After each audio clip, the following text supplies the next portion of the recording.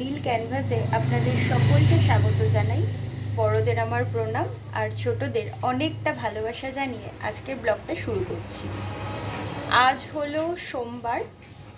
আজকে আমার কাটিংয়ের ক্লাস ছিল, যাব না। তো ম্যাক্সিমাম স্টুডেন্টই যাচ্ছে না, তারা বাড়িতে বসে এখন কাজ করছে। আমিও তাই করব। সকালবেলা ঘুম থেকে উঠে ফ্রেশ হয়ে এক কাপ চা খেয়ে তারপরে ঘরের সমস্ত কাজ করে আমি এসেছি দোকানে। এখন বাজে 8টা মতো হবে। তো দোকান থেকে আমি আজকে দুপুরবেলা বাড়ি যাব, আর বাড়িতে গিয়ে লাঞ্চ করে খাতার কাজটা সমস্তটাই কমপ্লিট করে রাখবো।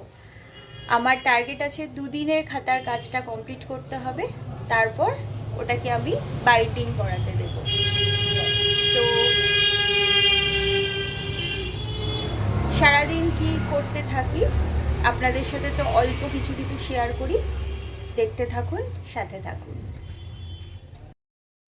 সকালবেলা দোকানে এসে পুজো করে তারপর বেশ কিছু কাস্টমারদের মালপত্র বিক্রি করে আমি বসে পড়লাম আমার কাজ নিয়ে। এখন কাজ বলতে ওই তো একটাই, প্রজেক্টের খাতা। বেশ কিছু লেখা বাকি আছে, আর ম্যাক্সিমাম আমার যেটা বাকি আছে সেটা হলো সেলাইয়ের কাজ।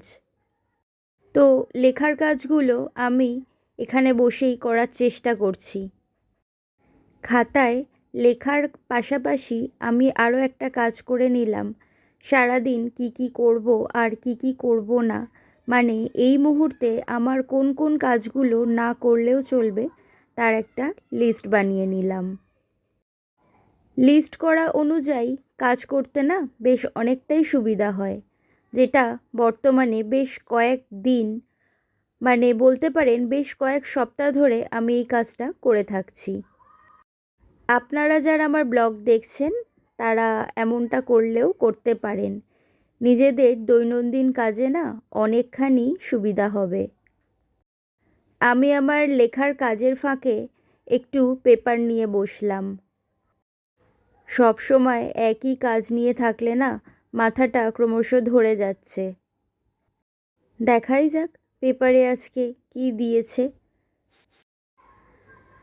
বাবাই একবার এসে দেখে গেল আমি কি করছি, মানে ও তো আমাকে সারা দিন রাত এই প্রজেক্টের কাজ নিয়েই বসে থাকতে দেখছে।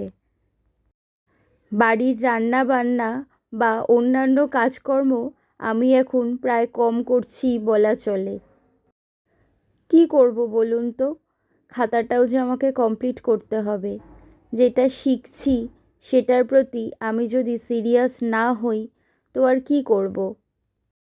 বর্তমানেও বেশ অনেক গৃহবধূদেরই আমি দেখি যারা বিয়ে হয়ে যাওয়ার পরে আর কিছু শিখতে পারে না।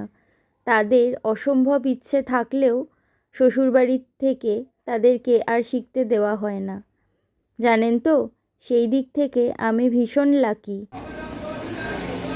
বাবাই বা আমার শ্বশুরবাড়ির কেউ আমাকে কোনো কিছু শিখতে মানা করে না। বলতে পারেন এক প্রকার তারাই আমাকে অনেকটাই উৎসাহ দেয়, আর তাই জন্যই আমি এত কিছু শিখতে পারি। চলার পথে মানুষ মানুষের পাশে থাকা এইটুকুই তো অনেকখানি। তো যাই হোক, পেপার পড়া শেষ করে আমি আবার আমার কাজ নিয়ে বসলাম। জানেন তো, আজ একটু গিয়েছিলাম একজন চাষি বন্ধুর বাগানে। সেখানে উনি আমাদের ডেকে নিয়ে গিয়েছিলেন ওনার গাছপালার বেশ কিছু সমস্যার জন্য। আমাদের গোবিন্দপুর অঞ্চলে বেশ কয়েকজন চাষি বন্ধুদেরই আমরা দেখছি এই বছর থেকে ওনারা জৈব সার দিয়ে চাষবাস করতে বেশি আগ্রহী হয়ে পড়ছে। ব্যাপারটা দেখে কিন্তু বেশ ভালোই লাগলো। তো চাষি বন্ধুর বাগান দেখে চলে আসলাম আমি আর বাবাই দোকানে। দোকানে এসে দেখলাম একজন কাস্টমার দাঁড়িয়েছিলেন। যেহেতু আমরা ছিলাম না তাই ওনাকে বেশ কিছু অপেক্ষা করতে হলো। ওই জায়গাটি সম্পর্কে আপনাদের আমি বেশ কিছুদিন পরে জানাবো। মানে দেখানোর মতো ওই জায়গাটা সম্পূর্ণভাবে আমি রেডি করি, তারপর আপনাদের দেখাবো। এখন আমি চলে গেলাম সেলাই মেশিনে বসে বেশ কিছু কাটিং করা জিনিস ছিল সেগুলো সেলাই করতে। মাঝে মাঝে নিজেকে এতটাই ফাঁকিবাজ মনে হয়, এই এক্সামের আগে মনে পড়ে যে আমার আর কি কি কাজ বাকি আছে। কি কি কাজ বাকি আছে তার লিস্ট করতে যখন আমি বসি তো দেখা যায় সেই লিস্টটা তো শেষই হতে চায় না। না না, এমন কাজ আমি যে একা করি তা কিন্তু নয়। আশা করি কম বেশি আপনারা সকলেই কিন্তু করেছেন। কি ঠিক কি না বলুন তো? হাতে যে কদিন সময় আছে সেই সময়গুলোকেই মহামূল্যবান মনে হচ্ছে। তাই আমি ঠিক করেছি এখন বেশ কিছুদিন বড় ব্লগ আর দেব না। না না, শর্টস তো অবশ্যই দেব। আজ দোকান থেকে যখন বাড়ি এলাম তখন 1টা মতো বেজে গিয়েছিল। বাড়ি এসে আমি এই যে ফাঁকিবাজি রান্না এটাই করলাম। লাঞ্চ করে একটুখানি রেস্ট নিয়েছিলাম, তারপর আবার বিকেল 4টে থেকে শুরু করে দিলাম আমি আমার কাজ করা।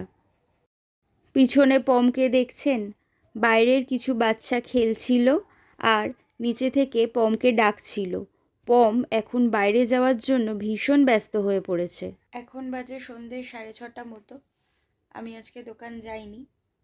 তো কিছুক্ষণ আগে ঘুম থেকে উঠলাম, উঠে 1 কাপ চা খেলাম।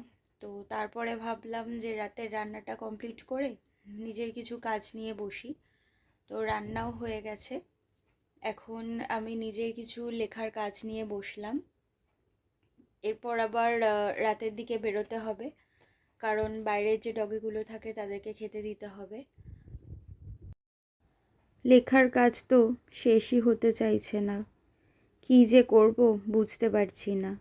রাত জেগে এই লেখার কাজ করতে করতে চোখ ক্রমশ ব্যথা হয়ে যাচ্ছে। এখন তো আয়নার সামনে নিজেকে দাঁড়ালে কেমন যেন একটা ভূতের মতো মনে হচ্ছে। চোখ মুখের অবস্থা কি যাচ্ছে তাই হয়ে গেছে।